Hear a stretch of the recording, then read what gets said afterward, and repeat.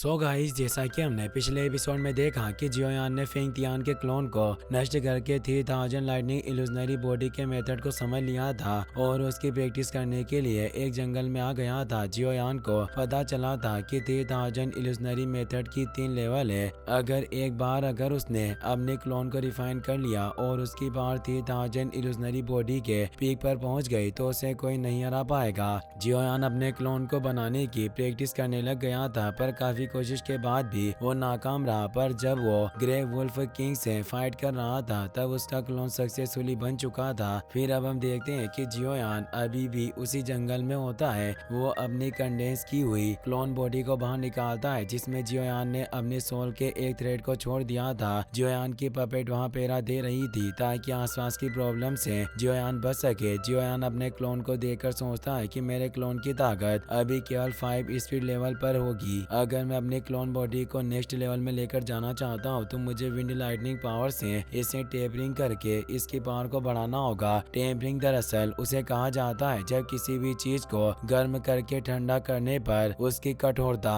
और इलास्टिसिटी को बढ़ाया जाता है। वो अफसोस के साथ कहता है कि उस समय मैंने 3000 लाइटनिंग मूवमेंट की प्रैक्टिस करके थंडर क्लाउड से विंड लाइटनिंग को एग्जो किया था, पर क्लोन को टेम्पर करने के लिए इसका उपयोग करना पर्याप्त नहीं होगा। तभी एल्डर तियानवो की आवाज आती है। वो कहते हैं कि तुम मूर्ख हो, तुम्हें किसने कहा कि इस क्लोन बॉडी को टेम्पर करने के लिए विंड लाइटनिंग पावर की आवश्यकता होगी। विंड लाइटनिंग पावर तो बस एक तरह का टेम्परिंग मेथड है। तुम दूसरी तरह की एनर्जी का इस्तेमाल करके भी अपने क्लोन बॉडी को टेम्पर कर सकते हो। उदाहरण के तौर पर तुम अपनी बॉडी के अंदर मौजूद हेवनली फ्लेम्स की मदद से भी इस बॉडी को टेम्पर कर सकते हो। तुम्हें पता ही होगा कि हेवनली फ्लेम की पावर विंड लाइटनिंग पावर से काफी ज्यादा बेहतर है, खास तौर पर तुम्हारी वो फालेन आर्ट फ्लेम। अगर तुम फालेन आर्ट फ्लेम की एनर्जी को इस क्लोन में समाहित कर सकते हो तो फ्यूचर में भले ही तुम्हारा सामना किसी भी अजीब शक्ति से हो जो सोल को कंट्रोल करने में सक्षम हो, पर फालेन आर्ट फ्लेम की वजह से उनसे डरने का भी कोई कारण नहीं होगा और इस तरह से तुम्हारे इस फ्यूचर क्लोन की एकमात्र कमी को पूरा किया जा सकता है। जो यहाँ सोच में पड़ जाता है और कहता है कि फालेन आर्ट फ्लेम में मूल रूप से आत्माओं की नेमेसिस यानी नियति होती है। इसीलिए जब कोई भी स्पिरिचुअल क्लोन हेवनली फ्लेम के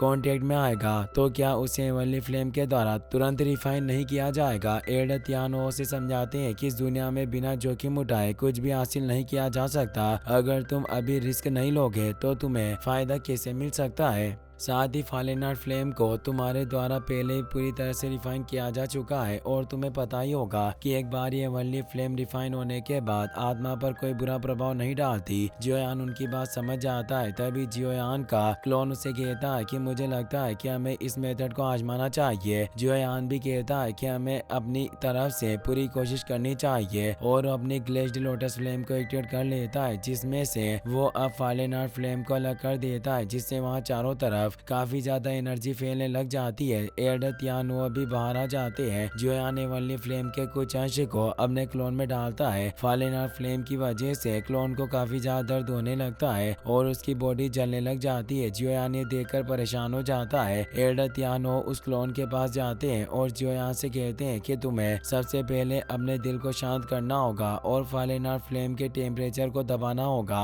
और उस टेम्परेचर की लिमिट का पता लगाना होगा जिससे तुम्हारा क्लोन सहन कर सकता हो। जियोयान अब अपनी पावर से फालेन आर्ट फ्लेम के टेम्परेचर को कम करने लगता है। जियोयान उस लिमिट पर पहुंच जाता है जब तापमान उसकी क्लोन बॉडी के सहने लायक हो गया था, जिससे उस क्लोन बॉडी को भी आराम मिलता है। तियानो जियोयान को अब धीरे धीरे टेम्परेचर को बढ़ाने को कहते हैं और बताते हैं कि तुम्हें जब तक टेम्परेचर को बढ़ाना होगा तब तक कि तुम्हारी क्लोन बॉडी टेम्पर नहीं हो जाती। जियोयान ऐसा ही करता है और काफी देर तक टेम्परेचर को बढ़ाता रहता है, जिससे उस क्लोन बॉडी के अंदर भी फालेन आर्ट फ्लेम कंडेंस हो जाती है। एल्डर तियानो इससे खुश होते हैं। जियोयान अब काफी दिनों तक अपनी क्लोन बॉडी को टेम्पर करता रहता है, जिससे अब 2 महीने गुजर जाते हैं और अब सुबह हो जाती है। जियोयान सोचता है कि इस क्लोन बॉडी को टेम्पर करना वास्तव में काफी डिफिकल्ट था। अगर मैं इसमें महारत हासिल करना चाहता हूँ तो मैं नहीं जानता कि इसमें ना जाने मुझे कितने साल लग जाएंगे। तभी एल्डर तियानो कहते हैं कि लड़के तुम्हें संतुष्ट रहना चाहिए। उस एंसेस्टर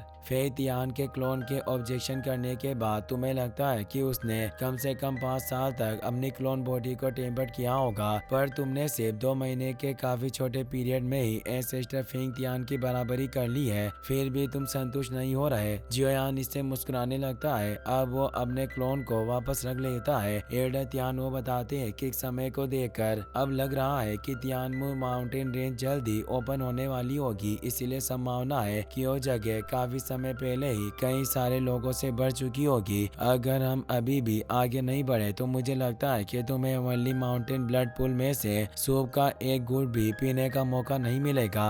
जियोयान उनकी बात समझ जाता है। वो ब्लैक रोब पहनकर वहाँ से निकल जाता है। जियोयान अब तेजी से आगे बढ़ने लगता है। वो जंगल को पार करते हुए उस मैप सेलर के दिए हुए नक्शे को फॉलो कर रहा था। वो अब अपने बोने विंग्स का भी इस्तेमाल नहीं करता और अपने नॉर्मल डू के विंग्स का इस्तेमाल करके ही आगे बढ़ता है, जिससे अब जियोयान तियानमो माउंटेन रेंज की उस एंट्रेंस पर पहुंच जाता है। वो जगह काफी बड़ी थी। जियोयान सोचता है कि तियानमो माउंटेन रेंज वास्तव में काफी अच्छी रेपुटेशन वाली जगह है और अब जियोयान वहाँ नीचे आ जाता है। वो देखता है कि वहाँ काफी सारे लोग मौजूद हैं। जियोयान सोचता है कि लोग कुछ महीने पहले से ही यहाँ आ गए होंगे और मेरे पीछे जो जंगल है उससे मुझे थोड़ा डर लग रहा है, क्योंकि वहाँ भी काफी सारे पेटिशनर तियानमो माउंटेन रेंज में जाने के लिए आए थे, पर अभी वो बाकी लोगों के सामने नहीं आ रहे थे। जियोयान अब आगे आ जाता है। उसे देखकर एक पेटिशनर कहता है कि यहाँ एक और लड़का आ गया, लगता है जल्दी हमारे यहाँ सेटल होने की जगह खत्म हो जाएगी। किसी भी व्यक्ति को जब भी कहीं थोड़ा सा भी बेनिफिट नजर आता है तो तुरंत वहाँ के लिए दौड़ पड़ते हैं और अपनी ताकत के बारे में भी बिल्कुल विचार नहीं करते। माउंटेन रेंज का पूरा बाहरी इलाका लोगों से खचाखच भरा हुआ है और जहाँ तक हमारी बात है ये जगह अभी भी स्पेशियस मानी जा सकती है। तो एक दूसरा पेटिशनर कहता है कि ओनली माउंटेन ब्लड पूल हर 3 साल में एक बार खुलता है, इसलिए कौन उस पूल में अंदर जाकर आनंद नहीं लेना चाहेगा। तो आदमी कहता है कि तुम्हारी बातों में पॉइंट है, पर वो बड़े फैक्शन के लोग हमारे लिए बहुत प्रॉब्लम क्रिएट करेंगे। तभी वहाँ एक जायंट क्रेन आती है जिसे देखकर सभी हैरान हो जाते हैं। एक आदमी कहता है कि 7 रंगों वाली स्पीड क्रेन है और ये क्रेन विंड लाइटनिंग पवेलियन की यंग लेडी फेंग किंगर का माउंट बीस्ट है। वास्तव में विंड लाइटनिंग पवेलियन ने इस ओवर बैरियर पावर वाली लड़की को यहाँ लड़ने भेजा। ऐसा कहा जाता है कि विंड लाइटनिंग ईस्ट पवेलियन की यंग जनरेशन के बीच पवेलियन लीडर बनने की सबसे ज्यादा संभावना इसी लड़की की है। ये इस बार फिर हेवनली माउंटेन ब्लड के 10 पोजीशन में से एक पोजीशन को जरूर हासिल करेगी। फेंग किंगर अपने 2 एल्डर के साथ वहाँ आई थी जिनके नाम एल्डर मू और एल्डर हुआ थे। एक दूसरा आदमी कहता है कि वास्तव में अभी भी यह निश्चित नहीं है कि फेंग किंगर एक पोजीशन को हासिल करेगी, क्योंकि इस तियानमो माउंटेन रेंज में एनर्जी टाइट सेपरेशन है, इसीलिए इसके सेट के अंदर के पावरफुल एल्डर इसे सहायता प्रदान नहीं कर सकते। इसीलिए इस माउंटेन रेंज में जाने के बाद उसे केवल अपनी ताकत पर ही भरोसा रखना होगा।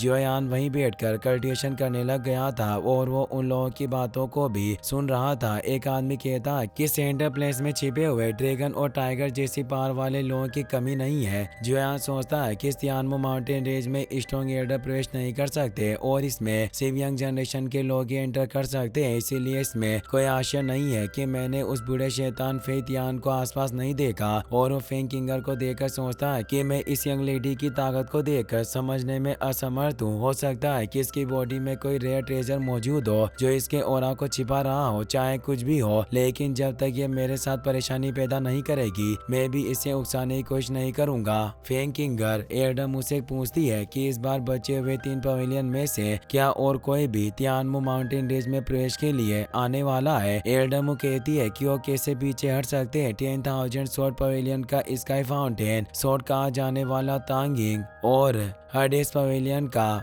वांग चेन और किलिंग पावर और फॉलिंग स्टार पवेलियन का मोकिंग लुवान सभी को पहले यहाँ के लिए भेज दिया गया है। फेंग किंगर कहती है कि ऐसा लग रहा है कि इस बार की ब्लड पूल की लड़ाई बहुत ही खतरनाक होगी। एल्डर वो से कहता है कि पवेलियन लीडर ने जाने से पहले कहा था कि आपको सभी मामलों में केयरफुल रहना होगा, अपने चारों नजर रखना। हेवनली माउंटेन ब्लड पूल ने इस बार नॉर्थर्न रीजन के कई सारे स्ट्रॉन्ग पेटिशनर को भी अपनी तरफ आकर्षित किया होगा। फेंग किंगर कहती है कि मैं जानती हूँ कि आप उस लड़के जियोयान की बात कर रहे हो। एल्डर वो कहते हैं है कि अंगमी साहब को नॉर्थ पवेलियन लीडर की ताकत की भी समझ होगी। वो 8 स्टार फाइट एंसेस्टर है, पर वो जियोयान उनके भी हाथों से बचकर भागने में सफल रहा, इसलिए उस लड़के को कम करके नहीं आंका जा सकता। फेंगिंगर कहती है कि उसके पास एक स्पिरिचुअल बॉडी है जिससे वो शक्ति को उधार लेता है, इसीलिए वो लड़का दूसरों की शक्तियों के भरोसे रहने वाले इंसान से ज्यादा और कुछ नहीं है। अगर तियानमो माउंटेन रेंज के अंदर उसकी पावर लिमिट से ज्यादा होगी तो उसे तुरंत इस तियानमो माउंटेन रेंज की पावर के द्वारा दबा दिया जाएगा, यानी जहां वो दूसरों की पावर को उधार नहीं ले सकता। यहाँ हर कोई केवल अपनी ट्रू एबिलिटीज पर भरोसा करके ही आगे बढ़ सकता है, इसीलिए जियोयान मेरा कुछ नहीं बिगाड़ पाएगा। तभी आसपास की सारी एनर्जी तियानमो माउंटेन रेंज की एंट्रेंस पर इकट्ठा होने लगती है और तियानमो माउंटेन रेंज में जाने का रास्ता खुल जाता है। जियोयान कहता है कि आखिरकार अब फाइट शुरू होने वाली है। इसी के साथ ये एपिसोड यहीं पर खत्म हो जाता है।